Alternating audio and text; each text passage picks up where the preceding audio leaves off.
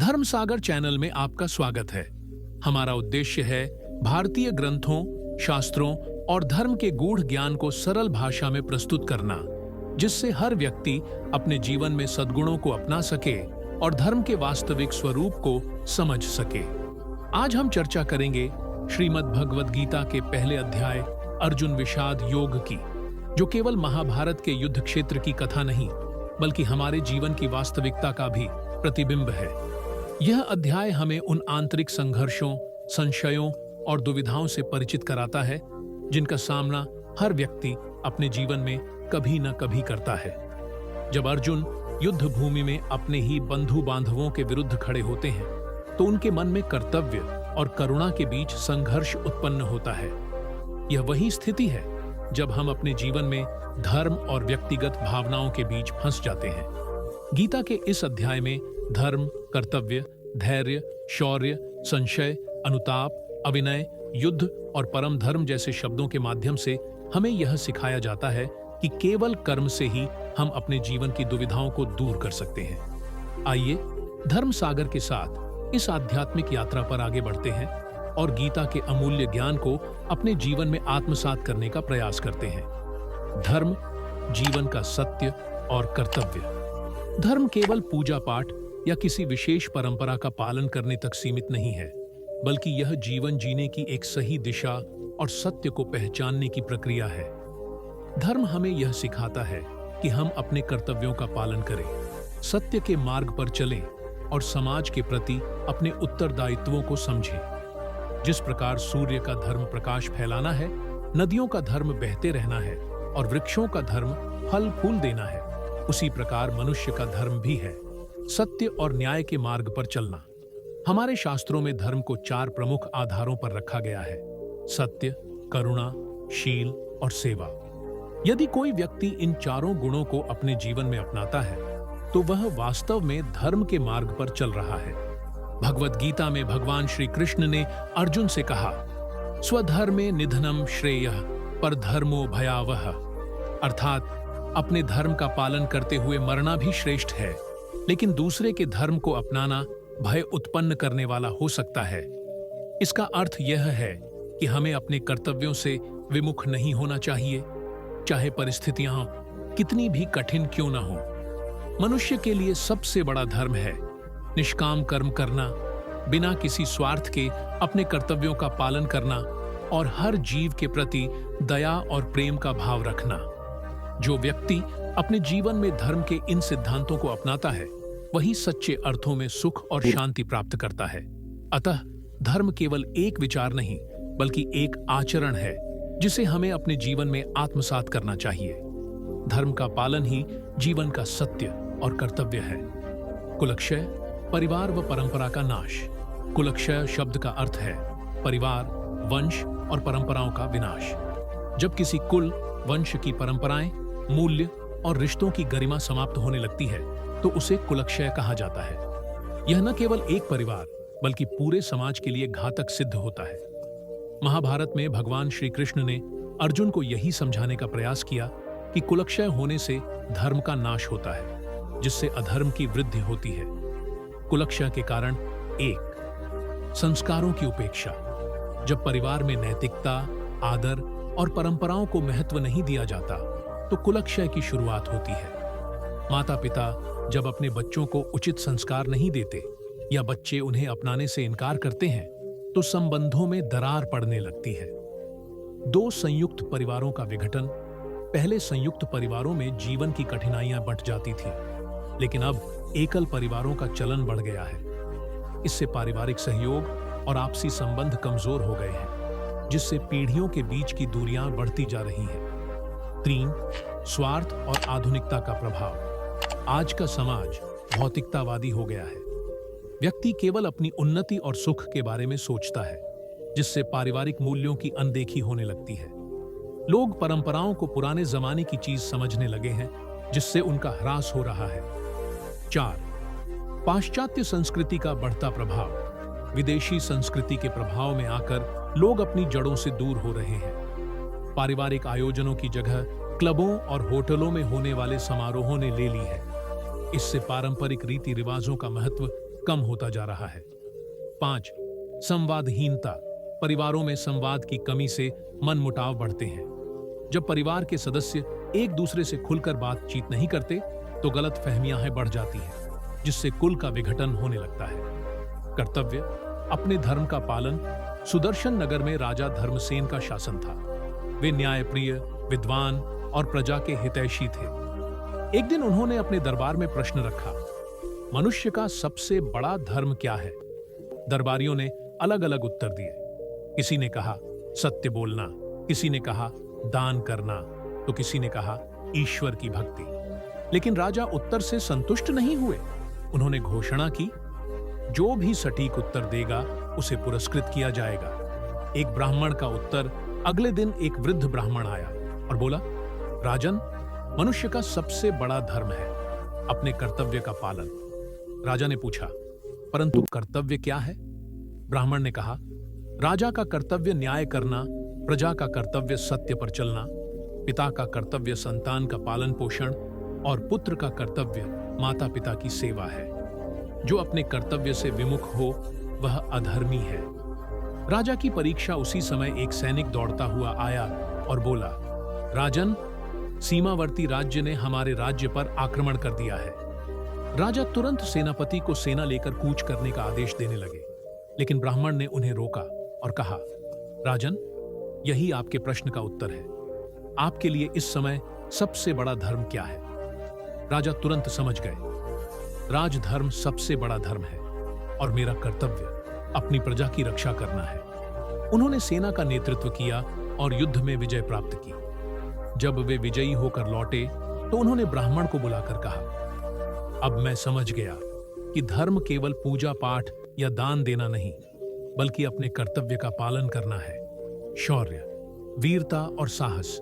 शौर्य का अर्थ है अडिग साहस और वीरता। इतिहास में ऐसे कई वीर हुए हैं जिन्होंने अपने अदम्य साहस से असंभव को संभव बनाया। यह कहानी एक ऐसे ही योद्धा की है जिसने अपने शौर्य से न केवल विजय प्राप्त की, बल्कि आने वाली पीढ़ियों के लिए प्रेरणा बन गया। वीर अर्जुन की कहानी। पुरानी कहानियों में वीर अर्जुन का नाम बड़े सम्मान से लिया जाता है।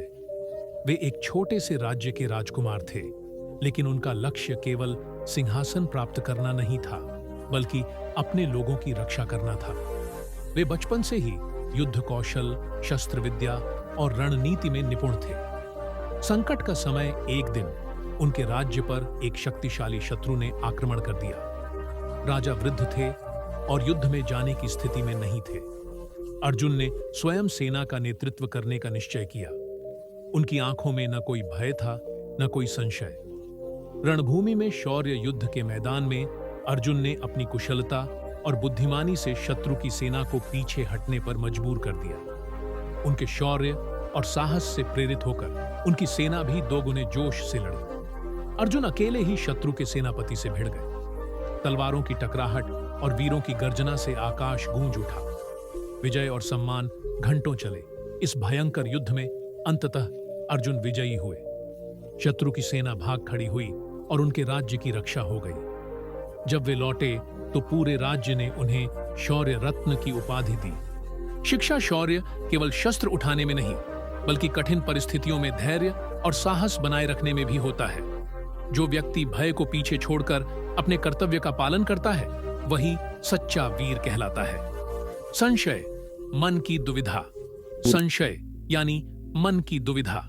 यह वह स्थिति है जब मनुष्य सही और गलत के बीच फंस जाता है, निर्णय लेने में असमर्थ हो जाता है।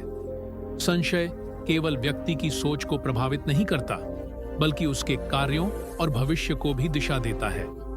यह कहानी एक ऐसे व्यक्ति की है जो अपने मन में उठ रहे संशयों के कारण अपने जीवन के सबसे महत्वपूर्ण निर्णय को टालता जा रहा था। कहानी अर्जुन का संशय। अर्जुन एक बहुत ही बुद्धिमान और परिश्रमी युवक था। उसने अपने जीवन में हर चीज मेहनत से प्राप्त की थी, लेकिन जब बात अपने भविष्य के निर्णय लेने की आई तो वह संशय में पड़ गया। संशय का आरंभ अर्जुन को दो बड़े अवसर मिले। एक था राजकाज में उच्च पद स्वीकार कर लेना और दूसरा था अपने ज्ञान को समाज के कल्याण में लगाना। उसे समझ नहीं आ रहा था कि कौन सा मार्ग सही होगा। मन की दुविधा हर दिन वह सोचता, लेकिन निर्णय नहीं ले पाता। कभी उसे लगता कि राजकाज में जाकर वह अपने परिवार और राज्य के लिए अच्छा कर सकता है, तो कभी उसे लगता कि ज्ञान का प्रचार ही सच्चा धर्म है। इस दुविधा में वह कुछ भी तय नहीं कर पा रहा था। गुरु की सीख अर्जुन ने अपने गुरु से सलाह लेने का निश्चय किया। गुरु ने उसे एक वृक्ष के 2 पक्षियों की कहानी सुनाई। एक वृक्ष पर 2 पक्षी रहते थे। एक पक्षी हर सुबह उड़कर भोजन की तलाश में जाता और पूरे जंगल में घूमकर मेहनत से अपना पेट भरता। दूसरा पक्षी दिन भर सोचता रहता कि भोजन कहां से मिलेगा, किस दिशा में जाना चाहिए और क्या होगा अगर रास्ते में कोई शिकारी मिल गया। वह इतना सोचता कि अंततः वह भूखा ही रह जाता। गुरु ने अर्जुन से पूछा, अब तुम बताओ, दोनों में से किस पक्षी का जीवन बेहतर था? अर्जुन ने तुरंत उत्तर दिया, पहले वाला पक्षी, क्योंकि उसने बिना संशय किए निर्णय लिया और सफलता प्राप्त की। गुरु मुस्कुराए और बोले, यही जीवन का सत्य है पुत्र। संशय केवल समय नष्ट करता है, सफलता नहीं देता। सही निर्णय वही होता है जिसे पूरे आत्मविश्वास के साथ लिया जाए। निर्णय और निष्कर्ष। गुरु की बात सुनकर अर्जुन की आंखें खुल गईं। उसने निश्चय किया कि वह अब और संशय नहीं करेगा। वह अपने हृदय की आवाज सुनेगा और पूरी निष्ठा से अपने मार्ग पर चलेगा। संशय मनुष्य को जड़ बना देता है, उसे निर्णय लेने से रोकता है। लेकिन जब हम आत्मविश्वास के साथ अपने अंतर्मन की सुनते हैं तो संशय स्वतः ही समाप्त हो जाता है। इसीलिए कहा गया है, धैर्य, संयम और सहनशीलता। परिचय। धैर्य मानव जीवन का एक महत्वपूर्ण गुण है जो हमें हर परिस्थिति में शांत और स्थिर बनाए रखता है। यह केवल प्रतीक्षा करने की क्षमता नहीं, बल्कि चुनौतियों का सामना करने और सही समय तक टिके रहने की कला है। धैर्य के बिना सफलता प्राप्त करना कठिन होता है, क्योंकि यह हमें संयम और सहनशीलता का पाठ पढ़ाता है। धैर्य का महत्व। धैर्य केवल व्यक्तिगत जीवन में ही नहीं, बल्कि सामाजिक और पेशेवर जीवन में भी महत्वपूर्ण भूमिका निभाता है। यह व्यक्ति को समस्याओं का हल खोजने और कठिन समय में सही निर्णय लेने की शक्ति प्रदान करता है। धैर्यवान व्यक्ति भावनात्मक रूप से मजबूत होता है और जीवन की चुनौतियों को बिना हड़बड़ी के स्वीकार करता है। संयम और सहनशीलता का संबंध। संयम और सहनशीलता धैर्य के 2 प्रमुख स्तंभ हैं। संयम का अर्थ है अपनी इच्छाओं और भावनाओं को नियंत्रण में रखना, जबकि सहनशीलता का अर्थ है कठिन परिस्थितियों में भी अपने धैर्य को बनाए रखना। यदि हम जीवन में सफल होना चाहते हैं तो हमें इन दोनों गुणों को अपनाना होगा। धैर्य का अभ्यास कैसे करें? 1. सकारात्मक सोच अपनाएं। हर परिस्थिति में अच्छे की उम्मीद करना धैर्य विकसित करता है। 2. लक्ष्य पर ध्यान केंद्रित करें। सफलता तुरंत नहीं मिलती, निरंतर प्रयास करते रहना आवश्यक है। 3. आत्मनियंत्रण विकसित करें। क्रोध और हताशा से बचकर शांत दिमाग से फैसले लें। 4. सांस लेने की तकनीक अपनाएं। ध्यान और योग से मन को स्थिर और शांत रखा जा सकता है। 5. असफलता को स्वीकार करें। असफलता को सीखने का अवसर मानकर आगे बढ़ें। धैर्य के उदाहरण। महात्मा गांधी अहिंसा और धैर्य के माध्यम से स्वतंत्रता संग्राम में सफल हुए। थॉमस एडिसन हजारों बार असफल होने के बावजूद उन्होंने बल्ब का आविष्कार किया। क्रिकेट में सचिन तेंदुलकर धैर्य और मेहनत से अपने करियर में अनेक उपलब्धियां हासिल की। अभिनय, अनुचित व्यवहार। राघव एक प्रतिभाशाली छात्र था, लेकिन उसमें एक बड़ी कमी थी, उसका व्यवहार। वह अपने शिक्षकों और सहपाठियों से हमेशा रूखा और अनादरपूर्ण व्यवहार करता था। वह अपनी सफलता को ही सबसे बड़ा मानता था और दूसरों की भावनाओं का सम्मान नहीं करता था। अहंकार का प्रभाव। एक दिन विद्यालय में एक महत्वपूर्ण परीक्षा हुई। राघव को पूरा विश्वास था कि वह हमेशा की तरह सर्वोच्च स्थान प्राप्त करेगा, लेकिन जब परिणाम घोषित हुए तो वह दूसरे स्थान पर था। यह देखकर वह गुस्से से आग बबूला हो गया और शिक्षक से दुर्व्यवहार करने लगा। उसने अपने सहपाठी अजय को भी अपमानित किया, जो प्रथम स्थान पर आया था। अहंकार का प्रभाव। एक दिन विद्यालय में एक महत्वपूर्ण परीक्षा हुई।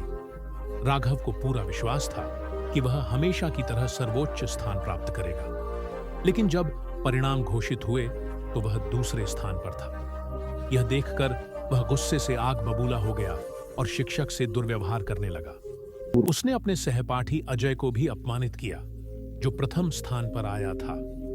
शिक्षा अभिनय न केवल व्यक्ति के सम्मान को कम करता है, बल्कि उसे समाज से भी दूर कर सकता है। उचित व्यवहार और विनम्रता ही सच्ची सफलता की कुंजी है। अभिनय, अनुचित व्यवहार। अभिनय का अर्थ है अनुचित या असभ्य व्यवहार। यह किसी भी व्यक्ति के स्वभाव और व्यक्तित्व को नकारात्मक रूप से दर्शाता है।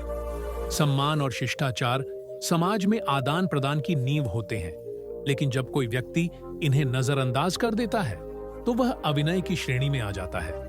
अभिनय के विभिन्न रूप। अभिनय केवल कठोर शब्दों में नहीं, बल्कि हाव भाव, कार्यों और दृष्टिकोण में भी प्रकट हो सकता है। जैसे 1. बड़ों का अपमान करना, माता पिता, शिक्षक या वरिष्ठों के प्रति अपमानजनक व्यवहार। 2. अभद्र भाषा का प्रयोग, किसी के साथ कठोर, अशिष्ट या अनुचित शब्दों का प्रयोग करना। 3. दूसरों की उपेक्षा करना, किसी की भावनाओं, समय या प्रयास का सम्मान न करना। 4. सार्वजनिक स्थानों पर अनुचित आचरण, शोर मचाना, कतार न लगाना, दूसरों को असुविधा देना। अभिनय के दुष्परिणाम। 1. सामाजिक बहिष्कार। लोग अभिनय से भरे व्यक्ति से दूरी बना लेते हैं। 2. रिश्तों में कटुता, परिवार, मित्रों और सहकर्मियों के साथ संबंध बिगड़ जाते हैं। 3. व्यक्तिगत विकास में बाधा, अनुशासन और विनम्रता के अभाव में सफलता की राह कठिन हो जाती है। युद्ध, आंतरिक और बाहरी संघर्ष। युद्ध केवल 2 देशों या सेनाओं के बीच होने वाली लड़ाई तक सीमित नहीं है, बल्कि यह बाहरी और आंतरिक दोनों स्तरों पर लड़ा जाता है। बाहरी युद्ध हथियारों और रणनीतियों के साथ लड़ा जाता है, जबकि आंतरिक युद्ध हमारे मन, विचारों और भावनाओं के बीच संघर्ष का परिणाम होता है। बाहरी युद्ध का उद्देश्य प्रायः राजनीतिक, आर्थिक या सामाजिक कारणों से होता है। इतिहास गवाह है कि शक्ति, संपत्ति और प्रभाव की लालसा ने कई युद्धों को जन्म दिया। युद्ध के कारण राष्ट्रों की सीमाएं बदल जाती हैं, समाज प्रभावित होता है और लाखों लोग पीड़ित होते हैं। बाहरी युद्ध के कुछ प्रमुख कारण इस प्रकार हैं। 1. सत्ता और वर्चस्व की लालसा। जब कोई राष्ट्र या शासक अपनी शक्ति का विस्तार करना चाहता है। 2. सांस्कृतिक या धार्मिक मतभेद। कई बार विचारधाराओं का टकराव युद्ध का कारण बनता है। 3. आर्थिक कारण। संसाधनों की लूट और व्यापारिक नियंत्रण के लिए युद्ध लड़े जाते हैं। आंतरिक युद्ध जो हमारे मन और आत्मा के बीच चलता है, बाहरी युद्ध से भी अधिक जटिल और कठिन होता है। यह संघर्ष अक्सर हमारे विचारों, इच्छाओं और कर्तव्यों के बीच होता है। आंतरिक युद्ध के कुछ प्रमुख कारण। 1. अच्छाई और बुराई के बीच संघर्ष। सही और गलत के बीच निर्णय लेना कभी-कभी कठिन हो जाता है। 2. स्वप्न और यथार्थ का संघर्ष। हमारी आकांक्षाएं और परिस्थितियां हमेशा एक दूसरे से मेल नहीं खाती। 3. संस्कार और आधुनिकता का टकराव।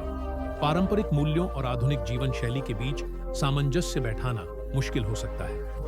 4. आत्मसंदेह और आत्मविश्वास की लड़ाई। कभी-कभी हम अपने ही निर्णयों पर संदेह करते हैं, जिससे मानसिक द्वंद्व उत्पन्न होता है। युद्ध का प्रभाव। 1. बाहरी युद्ध, जान माल की हानि, देशों का विनाश, समाज में अस्थिरता। 2. आंतरिक युद्ध, मानसिक तनाव, अवसाद, आत्मविश्वास की कमी, निर्णय लेने में कठिनाई। परम धर्म, सर्वोच्च कर्तव्य। धर्म केवल पूजा पाठ तक सीमित नहीं है, बल्कि यह जीवन जीने की एक उच्चतम आदर्श प्रणाली है। प्रत्येक मनुष्य का एक परम धर्म होता है, अर्थात उसका सर्वोच्च कर्तव्य। यह वह सिद्धांत है जो न केवल व्यक्ति के आत्मिक और नैतिक उत्थान में सहायक होता है, बल्कि समाज और विश्व की भलाई के लिए भी आवश्यक होता है। परम धर्म का अर्थ संस्कृत में परम का अर्थ है सर्वोच्च और धर्म का अर्थ है कर्तव्य या नैतिकता। अतः परम धर्म का तात्पर्य उस सर्वोच्च कर्तव्य से है जो निस्वार्थ, सत्य और कल्याणकारी हो। यह किसी व्यक्ति विशेष, समाज या संप्रदाय तक सीमित नहीं होता, बल्कि संपूर्ण मानवता के हित में होता है। परम धर्म के प्रमुख तत्व। 1. सत्य और न्याय का पालन। जीवन में सत्यनिष्ठा और न्यायप्रियता बनाए रखना ही मनुष्य का परम कर्तव्य है। सत्य के मार्ग पर चलने वाला व्यक्ति किसी भी परिस्थिति में अपने मूल्यों से समझौता नहीं करता। 2. अहिंसा और करुणा। न केवल शारीरिक हिंसा से बचना, बल्कि वाणी और विचारों से भी किसी को आहत न करना परम धर्म का महत्वपूर्ण अंग है। करुणा और प्रेम से ही समाज में वास्तविक शांति स्थापित हो सकती है। 3. सेवा और परोपकार। निस्वार्थ भाव से दूसरों की सहायता करना, समाज के प्रति उत्तरदायित्व निभाना और जरूरतमंदों का सहारा बनना ही परम धर्म है। गीता में कहा गया है, परहित सरिस धर्म नहीं भाई। 4. कर्तव्य निष्ठा। व्यक्ति को अपने कर्तव्यों का पालन ईमानदारी और निष्ठा से करना चाहिए, चाहे वह परिवार के प्रति हो, समाज के प्रति हो या राष्ट्र के प्रति। 5. आध्यात्मिक जागरूकता। आत्मबोध और आध्यात्मिक उन्नति भी परम धर्म का एक अंग है। जब व्यक्ति आत्मिक रूप से जागरूक होता है तो वह लोभ, मोह और अहंकार से मुक्त होकर सच्चे धर्म का पालन करता है। परम धर्म की आवश्यकता आज के युग में जब स्वार्थ, हिंसा और अन्याय बढ़ रहे हैं, तब परम धर्म की ओर लौटना आवश्यक हो गया है। यदि हर व्यक्ति अपने जीवन में परम धर्म को अपनाए तो समाज में प्रेम, शांति और सद्भाव की स्थापना हो सकती है। श्रीमद् भगवद गीता का पहला अध्याय हमें न केवल अर्जुन के मानसिक संघर्ष को दर्शाता है, बल्कि जीवन के महत्वपूर्ण पहलुओं को समझने का मार्ग भी दिखाता है। धर्म, कर्तव्य, धैर्य और परम धर्म जैसे शब्द हमें यह सिखाते हैं कि संशय और अनुताप में उलझने के बजाय हमें अपने कर्तव्यों का निर्वहन करना चाहिए। संशय में पड़ा मनुष्य न संसार का होता है, न आत्मा का। इस विचार के माध्यम से गीता हमें यह संदेश देती है कि दुविधा हमें निष्क्रियता की ओर ले जाती है, जबकि कर्तव्य निष्ठा हमें सफलता और शांति की ओर ले जाती है। इसीलिए हमें अपने आंतरिक और बाहरी संघर्षों का सामना साहस, धैर्य और समर्पण के साथ करना चाहिए। गीता के यह प्रेरणादायक शब्द न केवल अर्जुन की स्थिति को समझने में मदद करते हैं, बल्कि हमारे जीवन में भी मार्गदर्शन का कार्य करते हैं। जब हम अपने संशयों को त्याग कर परम धर्म की ओर अग्रसर होते हैं, तभी हमारा जीवन सार्थक बनता है।